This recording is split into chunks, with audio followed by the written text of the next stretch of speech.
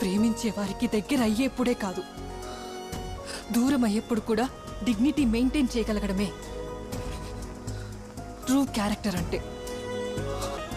అందుకే నా మనసు నిన్ను ఎన్ని మాటలు అనమంటున్నా మెదడుకి వద్దు అని సర్ది చెప్తున్నాను. And what did you say?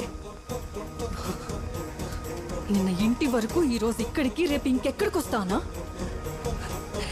ఎవరు వెనుక పడ్డారు అరుణ్?